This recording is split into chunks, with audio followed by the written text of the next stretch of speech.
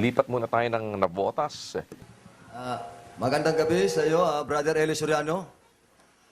At natutuwa ako at nagagalak na isa ako sa inanyayahan ng inyong kasapi sa ADD o ang dating daan. Ang ibig ko sana, Brother Soriano, kung papayagan mo, ay magkaroon ako ng konting pagsasalita. Nung may nagtatanungan dyan, may napaksa rin po kayo dyan na ang ikapo ay hindi na dapat na ipairal sa bagong tipan. Sapagat ito ay hindi na naaayon sa atin, kundi ito ay sa panahon pa ng Israel. Kami po ay tutulho roon. Wala pong pagtuturo ang banal na kasulatan dyan, Brother Eli. Hindi po sa tinutuligsa ko po kayo, pwede po tayong magpalitan ng ating opinion o kuro-kuro kung papaigo kayo. Sapagat sa banal na kasulatan, sa bagong tipan, ipinakikita rin mismo sa Hebrews 7. Isinulat ito, yung pagbibigay ni Abraham ng ikapo kay Melchizedek. Si Melchizedek ay isang kataas-taasang saserdote. Hindi siya sa lipi ng anak ni Israel o ni Jacob. Sangayon sa tala ng Biblia ay wala siyang pinagmulan. Pero pinaglagakan siya ng ikapo ni Abraham. Ang tanong, Brother Soriano, mayroon po bang nakasulat sa bagong tipan na kasalanan ang magbigay ng ikapo sa panahon natin ngayon? Kasi hindi po ako naniniwala na utos sa panahon Kristiyano dahil hindi lang naman Kristiyano ang ating sikta dito sa Pilipinas. Ang daming sikta sa Pilipinas. Kaya utos pa ba sa ating panahon o hindi na? O kasalanan ba ang magbigay ng ikapo? Sa ngayon, sa banal na kasulatan, sa bagong tipan tayo mag-usap. Brother Soriano, huwag mo munang dalihin yung lumang tipan. Pwede po bang sagutin niyo po kami? Marami ho akong kasama rito na aking mga kasama. Alam mo kapatid, kagalakan kung sumagot kahit kailan sa tanong. Lalo na pag maliwanag ang tanong, ay gusto ko rin talagang sumagot. Dahil sabi mo, ang tanong mo ay kasalanan ba sa bagong tipan ang magbigay ng ikapo? Dahil sabi mo pa yung panahong Kristiyano, parang tutol ka na ngayon ay panahong Kristiyano. Sabi mo kasi marami namang relihiyon na hindi Kristiyano. Ang tinutukoy kong panahon kapatid na panahong Kristiyano, yung panahon na ang aral ni Kristo ang dapat nating sundin. Kung naniniwala ka sa Biblia, yun ang aking kondisyon. Kung naniniwala ka sa Biblia, sa buong Biblia, makikita mo sa Biblia na mayroong panahon na nakaukol sa panahong Kristiyano. Hindi panahon ng mosaiko o panahon ni Moises o ng Israel. Basahin natin ang Hebreo 1:1, kapatid na Luz. Ang Diyos na nagsalita ng unang panahon sa ating mga magulang sa iba't ibang panahon at sa iba't ibang paraan sa pamamagitan ng mga propeta ay nagsalita sa atin sa mga huling araw na ito sa pamamagitan ng kanyang anak na siyang itinalaga na tagapagmana ng lahat ng mga bagay na sa pamamagitan naman niya ay ginawa ang mga panahon. Yung Diyos pala na nagsalita nung unang panahon, sabi ni Pablo, sa ating mga magulang, sa mga patriarka, sa iba't ibang panahon at saka sa iba't ibang paraan, ay nagsalita naman sa atin sa mga huling araw na ito sa pamamagitan ng kanyang anak. So, meron palang division ng panahon sa Biblia. May panahon ng mga patriarka, may panahon ng Israelita, iba't ibang panahon yon. Pero may panahon naman na ang Diyos ay nagsasalita sa atin sa pamamagitan ng kanyang anak. Ayon. Kaya ngayon, hindi na panahong Israelita, panahon na ngayon ng Kristyanismo. Basahin natin ang 11:26 ng Gawa. At nang siya'y kanyang masumpungan, ay kanyang dinala siya sa Antioquia. At nangyari na sa buong 1 taon, sila'y nakisama sa iglesia at nagsipagturo sa maraming tao. At ang mga alagad ay pinasimulang tawaging mga Kristiyano sa Antioquia. Kaya nung panahon na nagturo na ang mga apostol, ang mga tawag sa mga alagad, mga Kristiyano na. Hindi na mosaiko, hindi na Israelita, Kristiyano na. At yan din ang sinabi ni Pedro sa unang Pedro, Kapitulo 4. Ganito ang ating mababasa sa 16, kapatid na Daniel. Ngunit kung ang isang tao ay magbata na gaya ng Kristiyano, ay huwag mahiya, kundi luwalhatiin ng Diyos sa pangalang ito. Ayon, kung ikaw ay magbabata ang wika gaya ng Kristiyano, huwag kang mahiya, kundi luwalhatiin ang Diyos sa pangalang ito. So ang katawagan o ang pangalan ng mga lingkod ng Diyos ngayon, mga Kristiyano, hindi Israelita. Lalong-lalo na kung di ka naman taga-Israel, ay Kristiyano ngayon, hindi na Israelita, hindi na Hudyo, wala na yung importansya ng identity ng rasa. Hindi na ngayon pwedeng ipagmalaki ng mga Hudyo at hindi na rin pwedeng ipagmalaki ng Israel na sila'y over and above sa kahit kanino pa. Kagaya ng una na nagkakaroon ng distinction pag ikaw ay Israelita at Hintil. Pero nang dumating ang panahon ni Kristo at mga apostol, yung identity ng Israel bilang chosen people of God ay hindi na yun ang kanyang dapat na panghawakan. Sabi nga ni Pablo doon sa Galacia, sa 3:27, ganito. Sapagkat ang lahat na sa inyo ay binautismuhan kay Kristo, ay ibinihis si Kristo.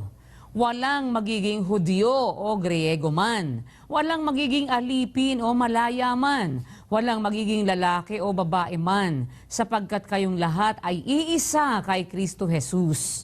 Di na-emphasize yung pagiging Israelita mo o Hudyo. Di na-emphasize yung Grego ka o Hintil ka o alipin ka o layaman. Wala na yon. Ang lahat ng binautismo sa inyo kay Kristo, ibinihi si Kristo. Kaya kayo Kristiyano na sabi ng mga apostol Wala nang Hudyo o Grego man, wala mang alipin o malaya man, wala nang lalaki o babae man, sapagkat kayong lahat ay iisa kay Kristo Jesus. So magkakagrado na para emphasize pa natin ngayon na para bang ang Israel nakakahigit kahit kanino, maling pananampalataya na yon. Sinabi yan ni Apostol Pedro na isang Israelita. Ang sabi ni Pedro sa 10:34 ng Gawa, ganito. At binuka ni Pedro ang kanyang bibig at sinabi, tunay ngang natatalastas ko na hindi nagtatangi ang Diyos ng mga tao, kundi sa bawat bansa, siya na may takot sa Kanya at gumagawa ng katwiran ay katanggap-tanggap sa Kanya. Yon, sa makatwid, si Pedro mismong Israelita ang nagpapatunay.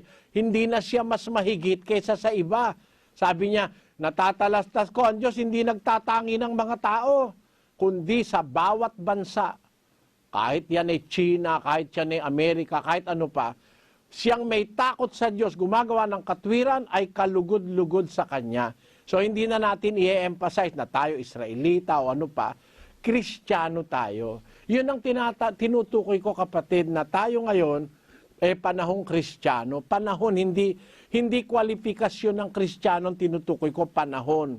Sabi mo, marami namang hindi Kristiyano. Talagang totoo, alam ko yun. May mga Budista, may Confucianista, may Zoroastrianista, may mga nagsasabi pa rin sila raw mga Israelita o mga Hudyo. Wala akong pakialam sa kanila. Ang pakialam ko, tayong lahat ngayon nabubuhay sa tinatawag ng Bibliang mga huling araw kung kailan ang ating lehislador at dapat paniwalaan ay si Kristo.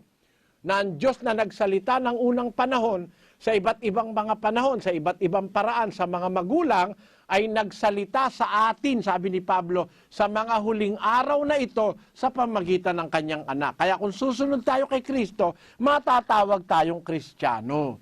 Ngayon, sa panahong Kristiyano, kapatid, yung sinasabi mo na si Abraham nagbigay ng ikapu kay Melkisedek, na hindi naman si Melkisedek wala namang kamong pinanggalingan, hindi naman saserdoting Levita. Yun namang ibinigay ni Abraham kay Melkisedek na ikapu, hindi naman utos yun voluntaryo yun. Merong pagbibigay na utos ng ikapu.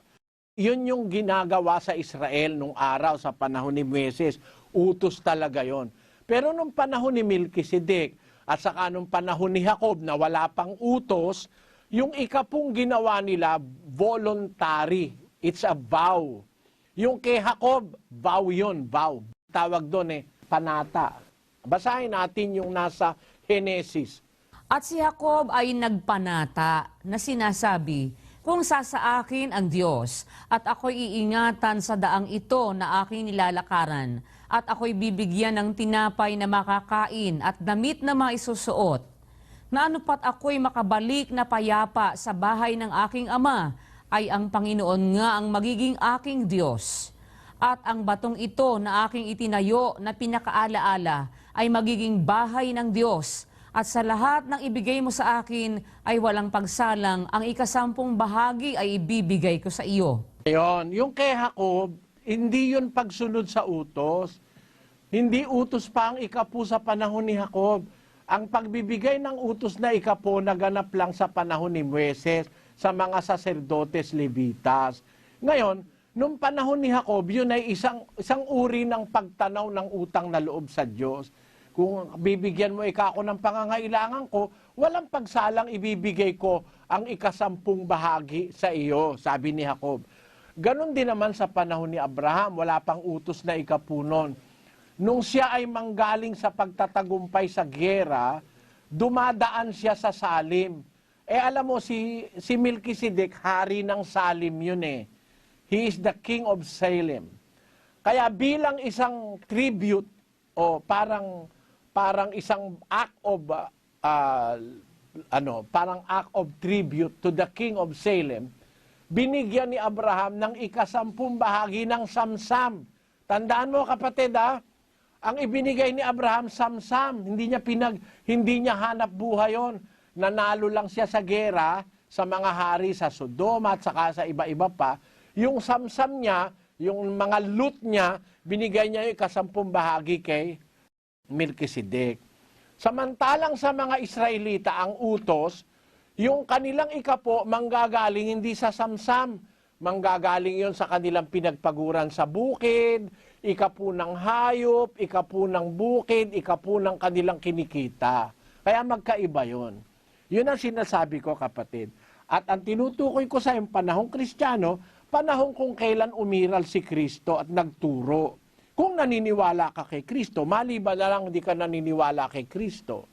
Pero kung naniniwala ka kay Kristo, makikinig ka sa kautusan ni Kristo. Kasi sinasabi ni Pablo, hindi na tayo magiging dapat pa sa kautusan ni Moises. 13:39 ng Gawa, ulitin ko lang. At sa pamamagitan niya, ang bawat nananampalataya ay inaaring ganap sa lahat ng mga bagay, na sa mga ito'y hindi kayo aariing ganap sa pamamagitan ng kautusan ni Moises. You will not be justified by the law of Moses. Anong batas ngayon ang susundin natin? Sa 6:2 ng Galacia, magtulong-tulong kayo sa pagdadala ng pasanin ng isa't isa, at sa gayon ninyo matutupad ang kautusan ni Kristo. kaya sa panahon ngayon, hindi na kautusan ni Moises, kautusan na ni Kristo. Kaya naniniwala ako, yung 10, hindi na yun ang batas ngayon. Ang batas yung kautusan ni Kristo na magbibigay ka voluntarily, ayon sa pasya ng puso. Yun ang aming stand doon, kapatid. Okay. Maliwanag po sa talatang ipinagdalo mo, Brother Soriano, na hindi pala kasalanan magbigay ng 10. Gaya na kay Abraham, binanggit mo kanina sa Genesis. Hindi siya inutusang mag-10, pero hindi siya nagkasala. Nalugod pa ang Diyos. Dumating sa punto, nagbigay ka ng example, gaya ng Israel, nagbigay ng 10. Iniutusan din ng Diyos na ang tao ay magbigay, gaya ng Malakyas 3:7 hanggang 10. Panginoon, ang Panginoon ang nag-utos doon, Brother Soriano. Ganito yon. Yung pagbibigay ng 10, utos yon sa mga Israelita. Sabi mo, nagbigay si Abraham, natuwa pa nga ang Diyos, sabi mo. Na hindi pala kasalanan magbigay ng 10. Gaya na kay Abraham, binanggit mo kanina sa Genesis. Hindi siya inutusang mag-10, pero hindi siya nagkasala. Nalugod pa ang Diyos. Hindi naman tayo, wala naman tayo sa panahon ni Abraham, kapatid. Kailangan ng time element sa pag-aaral ng katotohanan. Huwag kang bumalik sa panahon ni Abraham dahil wala tayo sa panahon ni Abraham. Nasa panahon nga tayong Kristiyano . Huwag ka rin babalik sa Israel sapagkat wala tayo sa panahong Israelita. Kasama sa dapat mong maintindihan yung time element ng katotohanan. Ang katotohanan may time element. Hindi mo pwedeng alisin yung time element, yung pangangailangan sa panahon. Basahin ko uli ha. Sana makita mo ang punto ko. Sa 1:2 ng Ebreo, kapatid na Luz. Ay nagsalita sa atin sa mga huling araw na ito sa pamamagitan ng kanyang anak. Ayan. Kahit na ang tawag mo sa kanya, Yahshua Messiah o Jesu Cristo, which is the translation from the Hebrew to the Greek. At kung sa English naman ay Jesus Christ. Kahit ano pa itawag mo kay Jesus, kung naniniwala ka kay Jesus, siya ang ating lehislador ngayon. Siya ang tagapagbigay natin ng batas. Kaya ang batas niyan susundin natin. Pagka babalik tayo kay Moises, matigas ang ulo mo lalabas. Hindi ka naniniwala kay Kristo. Ang sabi kasi ni Kristo, 28:20 ng Mateo, ganito. Na ituro ninyo sa kanila na kanilang ganapin ang lahat ng mga bagay na iniutos ko sa inyo. At narito, ako'y sumasa inyong palagi hanggang sa katapusan ng mga panahon. Kung ikaw ay masunurin kay Kristo, ituro nyo sa kanila lahat ng bagay na inutos ko sa inyo. Eh ano ba yung utos niya? Isinulat ng mga apostol, 14:37 ng unang Korinto. Kung iniisip nino man na siya'y propeta o ayon sa Espiritu, ay kilalanin niya ang mga bagay na sa inyo'y isinusulat ko na pawang utos ng Panginoon. Doon, ang mga isinulat pala ng mga apostol, yun ang utos ng Panginoon. Eh ang sulat ng mga apostol, wala ka namang mabasa ang mga apostol ng kolekta ng ikapu eh. Ang sabi ng mga apostol, yung mga mag-aabuloy, magbigay ayon sa pasya ng puso. Yun ang sinulat nila, yun ang utos ni Kristo eh. 2 Korinto 9:7. Magbigay ang bawat isa ayon sa ipinasya ng kanyang puso. Ayon sa pasya ng kanyang puso, pag diniktahan mo yung miyembro mo ng ikapo, hindi na pasya ng puso nila yon. Ikaw na may pasya nun.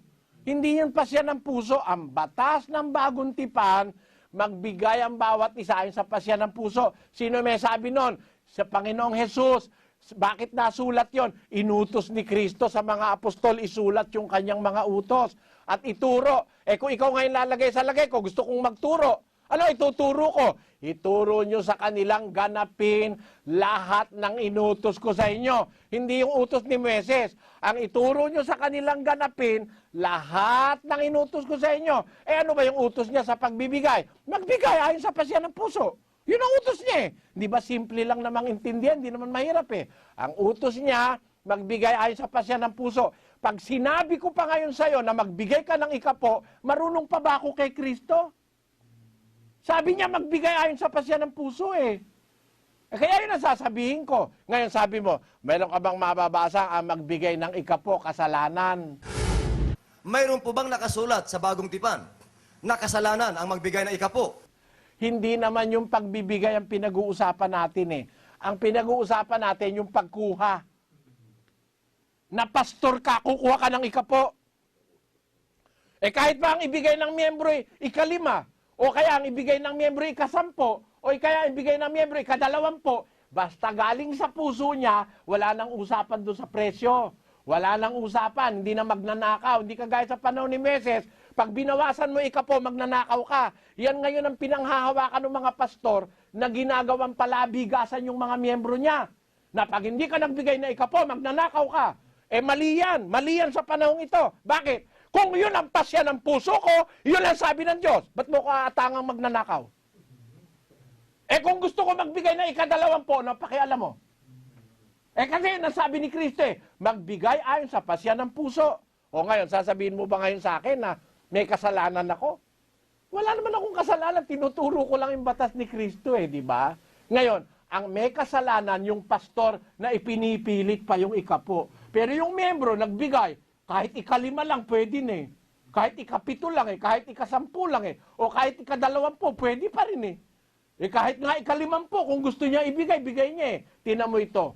Ito, hindi ikapu ito Pakinggan mo, sa isang talata ng Marcos Kapitulo 12, kapatid. At umupo siya sa tapat ng kabangyaman at minasdan kung paanong inihuhulog ng karamihan ang salapi sa kabangyaman. At maraming mayayaman ang nangaghuhulog ng marami. At lumapit ang isang babaeng bao at siya'y naghulog ng 2 lepta na ang halagay halos 1 beles. At pinalapit niya sa kanya ang kanyang mga alagad at sinabi sa kanila, "Katotohanang sinasabi ko sa inyo, ang dukhang baong babaeng ito ay naghulog ng higit kaysa lahat ng nangaghuhulog sa kabangyaman. Sapagkat silang lahat ay nagsipaghulog ng sa kanila'y labis, datapwat siya sa kanyang kasalatan ay inihulog ang buong nasa kanya. Sa makatwid bagay ang buong kanyang ikabubuhay." Yung babaeng bao pala hindi nag-ikapo. Binigay lahat eh. Ibinigay niya lahat ng nasa kanya. Eh di hindi ikapo yan. O ngayon, sasabihin mo sa babaeng bao, "Hoy, mali ka. Ang batas ng Diyos, ikapo. Dapat ang binigay mo lang kalahating lepta o kaya 1/4 na lepta dahil 2 lepta yun eh. Yun lang lahat ang pera niya eh. Eh divided by 10. Paano yun? Eh hindi mo naman pwedeng i-divide dahil napakaliit na nung 1 lepta eh. Eh 2 lepta lang. Binigay niya lahat ng kanya sa kanya. Di hindi ikapo. Yan ang ipinapatupad ni Kristo. Kung gusto mong ibigay na lahat, pwede pala sa batas ni Kristo kagaya ng ginawa ng babaeng bao eh. Yung widow's mite, 2 lepta halos 1 beles. Ang mabibili lang nun parang 2 maya, something like that. Pero merong mga kapatid sa iglesia na nagbibigay nung talagang kaya lang nilang ibigay. Meron naman nagbibigay mahigit pa sa kaya, yun kasi ang batas ni Kristo. Ayun, walang masamang intensyon doon, kapatid. At walang kasalanan yung nagbibigay. Ang may kasalanan, yung kahit na may batas ni si Kristo, nagsasaksak pa sa batas ni Moises. Dahil ang nakikita niya, sure money eh.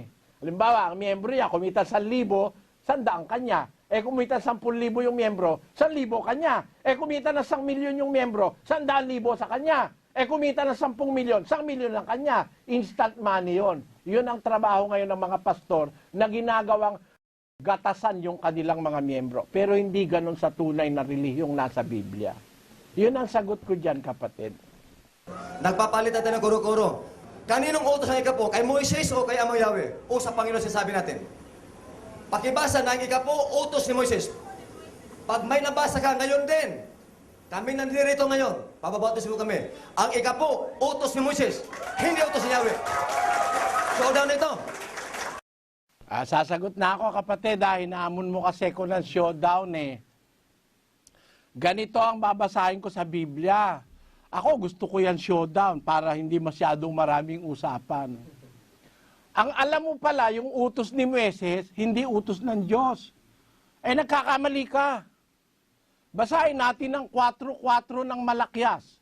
Alalahanin ninyo ang kautusan ni Moises na aking lingkod, na aking iniyutos sa kanya sa Horeb, para sa buong Israel, na may mga palatuntunan at mga kahatulan.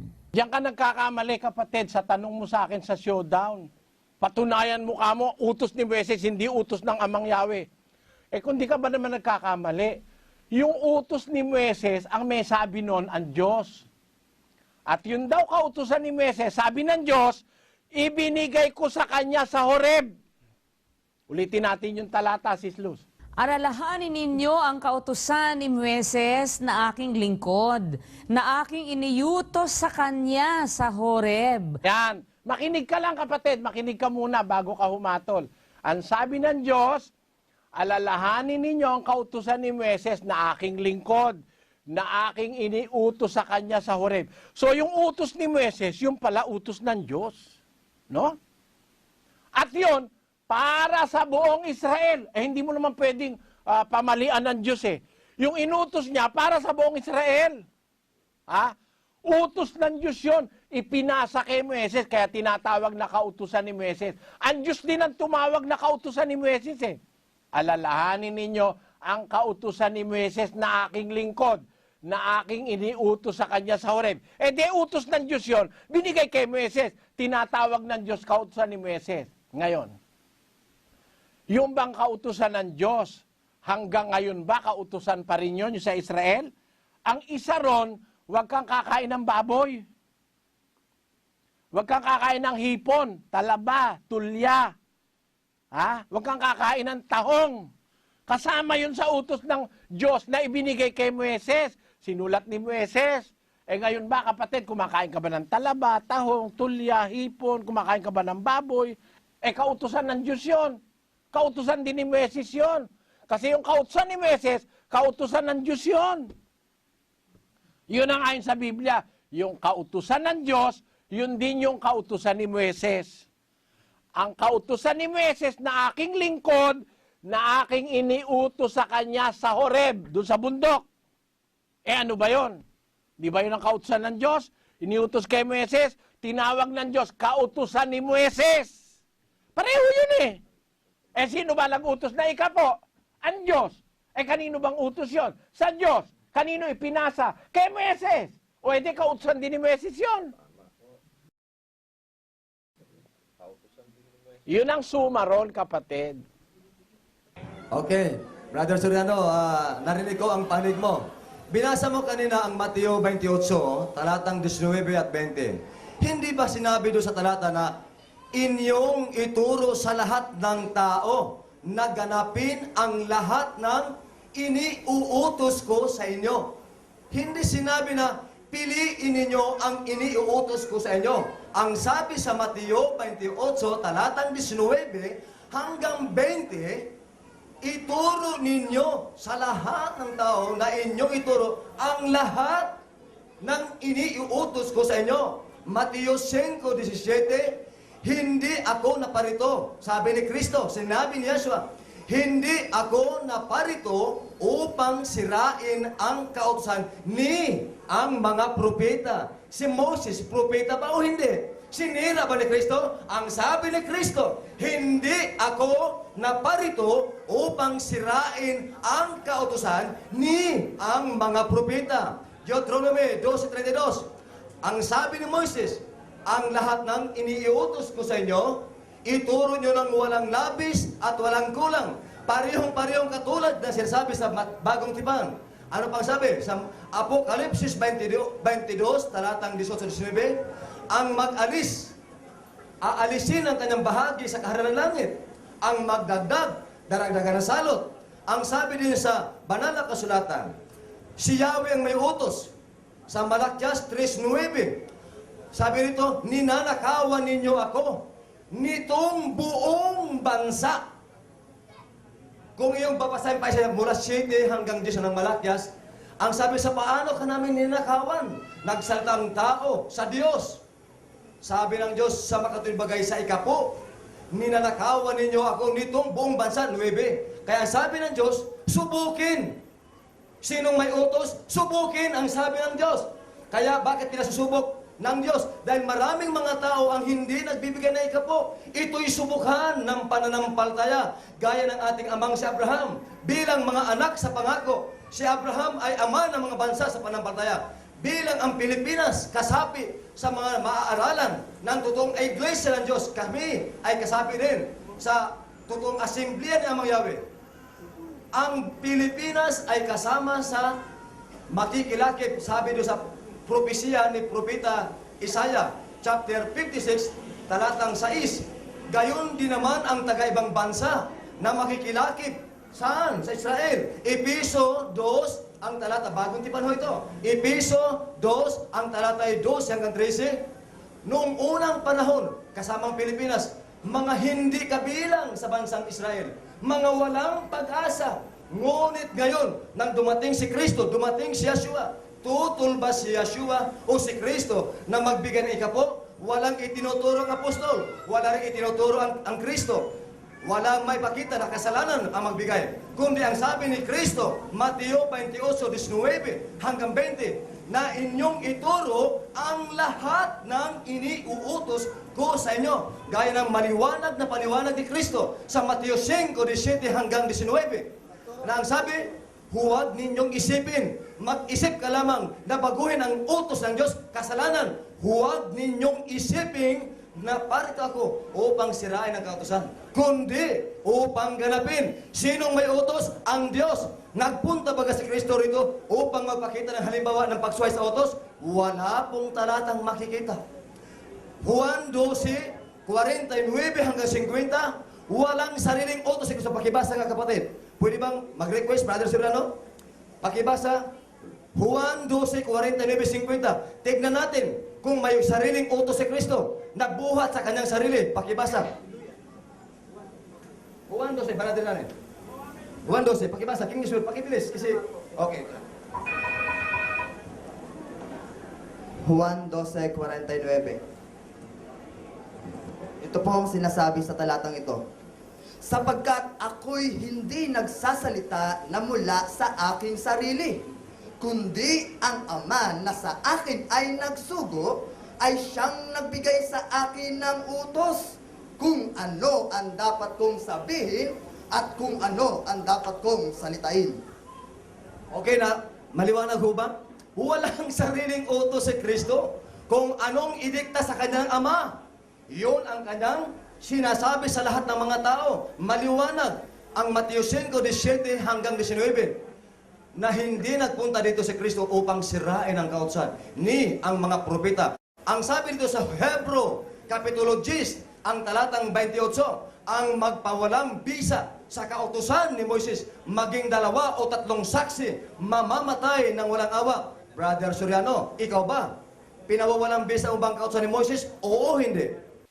Yan. Ako sasagot naman ngayon ako, kapatid. Mabuti naman tong ganito, palitan ng no? Ang magpawalang bisa sa kautusan ni Moises sa harap ng 2 o 3 saksi, mamamatay na walang awa. Yun ang nasa 10:28 ng Ebreo. Tuloy natin sa 29. Gaano kayang higpit ng parusa sa akala ninyo ang ihahatol na nauukol doon sa yumurak sa anak ng Diyos. Itong salita, pag pag kukompare, kino-compare ni Pablo sa panahon kasi nung una, ang magpawalang halaga sa panahon ni Moises, mamamatay na walang pagsala sa 2 saksi, 3. Gaano ba kahigpit ang parusa pag yuyurakan mo naman yung anak ng Diyos? So, hindi na tayo ngayon nasa kautusan ni Moises. Nasa kautusan na tayo ng anak ng Diyos na si Kristo. Yun ang ibig sabihin dyan sa talatang binasa mo. Huwag mong pagsamahin yung panahon ni Moises at saka panahon ni Kristo. Magkaibang panahon yon, kapatid. Ngayon, doon sa sinasabi mo na hindi sinira ni Kristo ang kautusan at propeta, tama yung nasa sitas. Pero yung pakahulugan mo ang mali, kapatid. Pakinggan mo, ha? Kaya makinig ka siguro, kapatid. Ba't napakarami yatang nagdidikta sa'yo? Tayong dalawa lang magkausap. Para wag kang maguluhan, wag mo nang pagdiktahin yung miyembro mo, no? Eto, masasabi ko sa'yo. Yung sinasabi mo na si Kristo na parito, hindi para sirain ang kautusan o ang propeta, tama yun eh. Tama yun. Hindi siya naparito para sirain ang kautusan at propeta. Alin bang kautusan yun? Yung ba yung ikapo? Yung ba ikapo? Ang hindi sisirain ni Kristo? Yung ba ang kanyang kautusan hindi sisirain?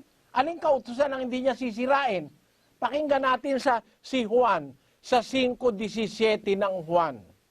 Datapwat sinagot sila ni Jesus, hanggang ngayoy gumagawa ang aking Ama at ako'y gumagawa. Dahil dito nga'y lalo nang pinagsikapan ng mga Hudyo na siya'y patayin, sapagkat hindi lamang sinira ang araw ng Sabat, kundi tinatawag din naman na kanyang sariling Ama ang Diyos, na siya'y nakikipantay sa Diyos. Si Kristo pala, sinira niya yung pangingili ng Sabat. Hindi siya nangili ng Sabat. Pati mga apostol nga, hindi nangili ng Sabat eh. 12:1 ng Mateo. Nang panahong yaon ay naglalakad si Jesus ng araw ng Sabat sa mga bukiran ng trigo.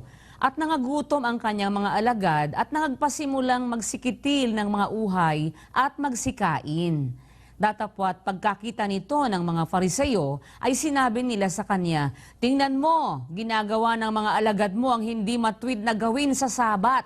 Maliwanag na si Kristo at mga apostol, hindi sila sumusunod sa Sabat ng mga Hudyo.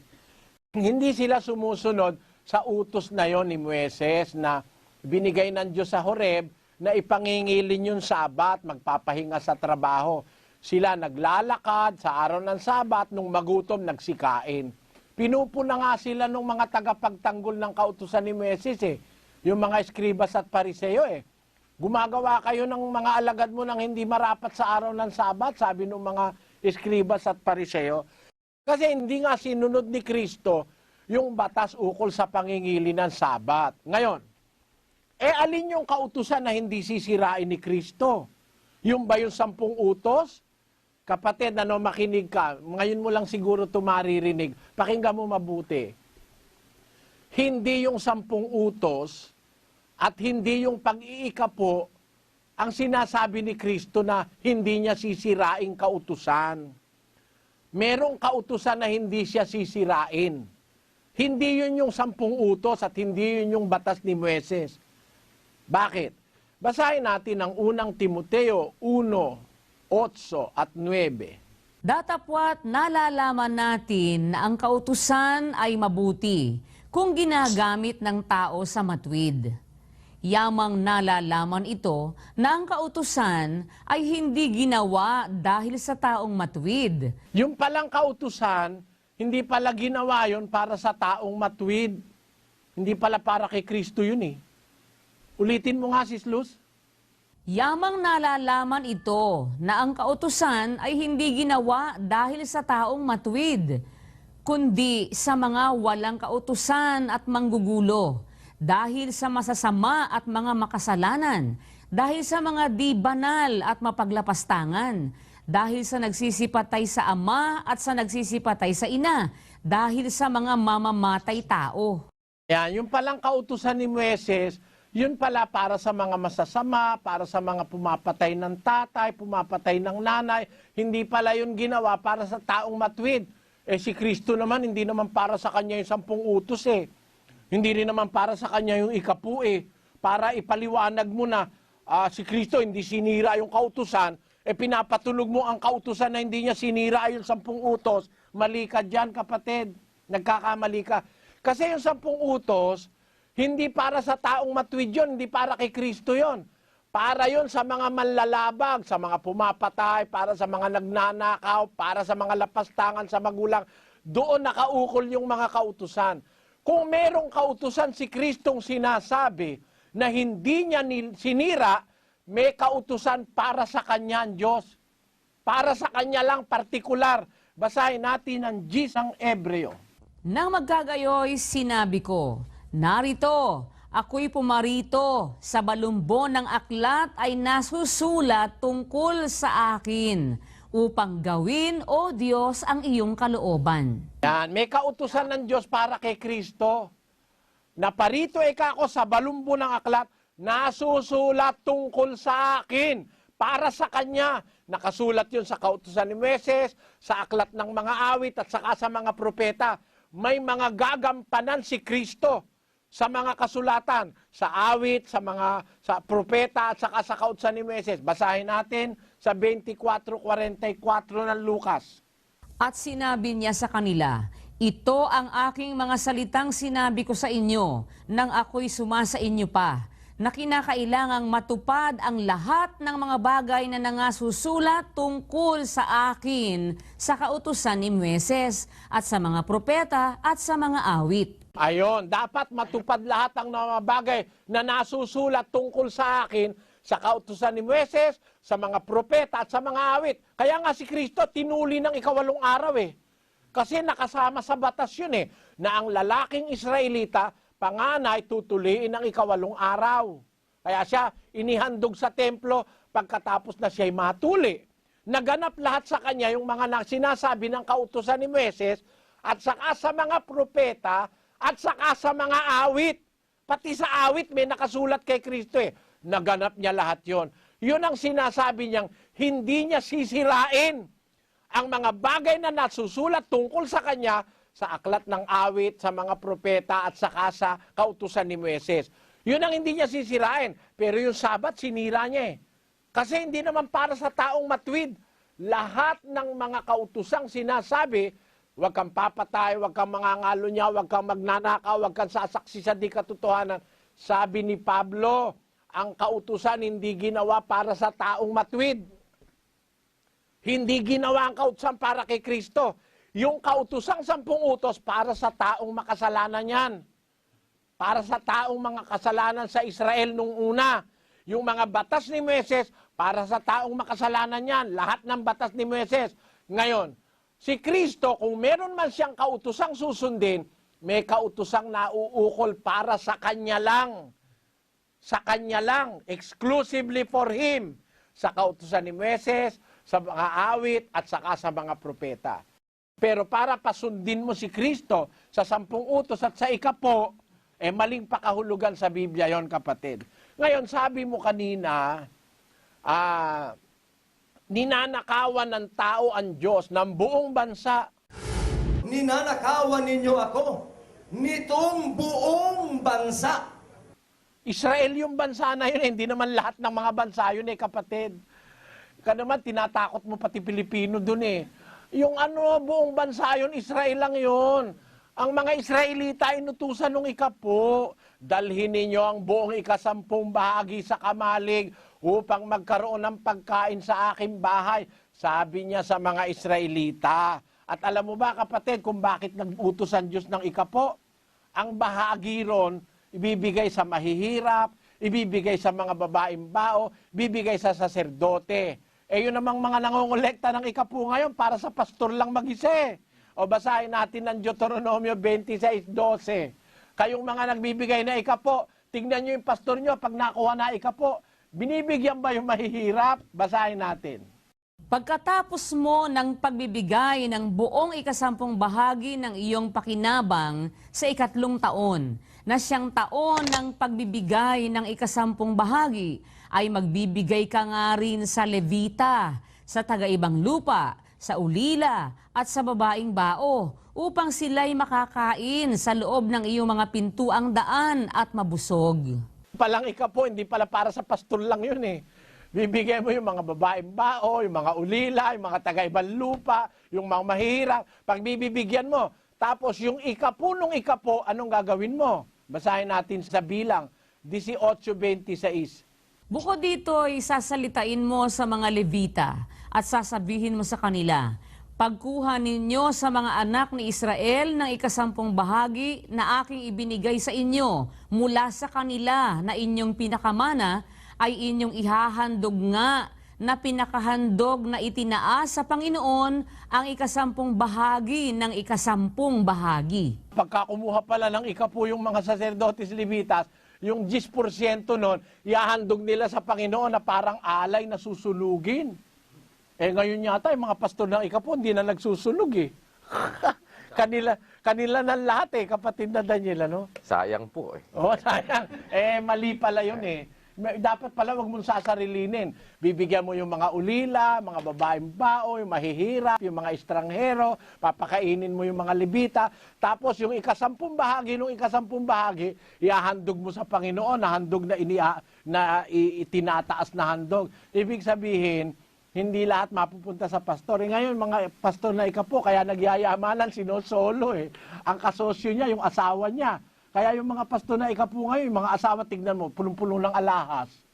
Nakaalahas ang mga asawa dahil yung 10 ng miyembro pinambibili ng alahas. Biro mo yung 10 ng kataong mahirap, bibili mo ng alahas para sa asawa mo. Hindi naman para ron yun Para sa mahirap yun, para sa mga ulila, para sa mga babaeng bao, para sa mga biyuda, o para sa mga estranghero. Yun ang pinag-uukulan ng 10 ng araw. Pero sa panahon ng ating Panginoong Hesus, yung sinasabi mo kapatid na ang Pilipinas ay ilalakip din sa bansang Israel. Ang Pilipinas ay kasama sa makikilakip. Wala namang batayan sa Biblia yun Tayo ngayon nakalakip saan? Kay Kristo. Doon tayo maiipon, hindi na sa Israel. Hindi na, huwag mo ipilit yung Israel, kay Kristo tayo. Iipunin niya tayong lahat kay Kristo. Basahin natin sa 1 talata ng Epeso. Ganito ang ating mababasa. Titipunin tayong lahat kay Kristo. Hindi dyan sa sa Israel. Dahil yun ngang identity ng Israel, kay Kristo, wala nang Hudyo, wala nang Grego, wala nang Laya, wala nang Alipin. Tayong lahat ay iisa kay Kristo. At kay Kristo tayong lahat maiipon. Yun ang sinasabi ni Pablo. Pakilagay mo. Sa pagiging katiwala sa kaganapan ng mga panahon upang tipunin ang lahat ng mga bagay kay Kristo, ang mga bagay na nangasa sa kalangitan at ang mga bagay na nangasa ibabaw ng lupa, sa Kanya sinasabi ko. Kay Kristo titipunin, hindi sa Israel, kapatid. Ang Israel expired na. Huwag mo na kasing ipilit yung Israel, Pilipino ka, ipipilit mo Israel. Parang niwawalan mo namang kahulugan yung pagka-Pilipino natin. Sabi ni Pedro, bawat bansa, hindi na exclusive ang Israel ngayon. Bawat bansa, siya na may takot sa Kanya, gumagawa ng katwiran, kalugod-lugod sa Kanya. Ngayon, ang sabi ni Kristo sa Mateo 28, pinagkamalian mo yung kapatid eh. Sabi ni Kristo, ituro nyo sa kanilang ganapin lahat ng inuutos ko sa inyo. Lahat ng utos ni Kristo, hindi lahat ng utos ni Moises. Eh kasi kung gano'n ang pakahulugan mo, ituro mo sa miyembro mo ngayon, bawal kumain ng baboy. Ha? Bawal kumain ng tahong. Bawal ang hipon, tulya, alimangot, alimasag, talangka. Bawal lahat yan. Dahil batas ni Moises yan. Kung ang implikasyon mo, ituturo mo lahat ng kautusan, abay, bawal kang kumain ng mga baboy ngayon. Pagka pinapayaan mo ang miyembro mo kumain ng hipon, talaba, tahong, niloloko mo lang sila. Kasi, nung sinabi ni Kristo, ituro nyo sa kanilang ganapin, lahat ng inutos ko, hindi inuutos ni Moises. Dahil ibang utos sa panahon ni Moises, ibang utos sa panahon ni Kristo. Ang katunayan, huwag mong kakalimutan yung talata, kapatid. 13:39 ng gawa. Binabaliwala mo ito salita ni Pablo eh. 13:39. At sa pamamagitan niya, ang bawat nananampalataya ay inaaring ganap sa lahat ng mga bagay, na sa mga ito'y hindi kayo aariing ganap sa pamamagitan ng kautusan ni Moises. Kita mo, hindi ka naaariing ganap sa panahong Kristiyano sa pamamagitan ng kautusan ni Moises. Nilalabanan mo ba si San Pablo? O lapastangan ka ba kay Kristo? Ang sabi ni Kristo, makinig tayo sa kanyang mga apostol. Sabi ni Pablo, hindi na kayo aariing ganap sa pamamagitan ng kautusan ni Moises. At bahagi ng kautusan ni Moises, ang pagbibigay ng ikapo, binigay sa kanya ng Diyos yun eh. Ang kautusan ni Moises, galing sa Diyos. Sabi ng Diyos, alalahanin ninyo ang kautusan ni Moises na aking lingkod, na aking iniutos sa kanya sa Horeb, sa bundok. Yung Horeb, Ebreo yun eh. Ang kahulugan ng Horeb, bundok. Yung kautusan ni Moises na aking iniutos sa kanya sa Horeb, para sa buong Israel. Eh, Pilipino ka naman eh, kapatid, di ka naman Israelita. Kaya pwede kang kumain ng baboy. Oh, hindi ka naman Israelita eh. Kaya, yung kautusan ni Moises, para sa Israel yon. Ang para sa buong mundo ngayon, yung kautusan ni Kristo. Gawin yung alagad ang lahat ng bansa, bautismoan nyo sila sa pangalan ng Ama, ng Anak, ng Espiritu Santo, ituro nyo sa kanilang ganapin lahat ng mga bagay na iniutos ko.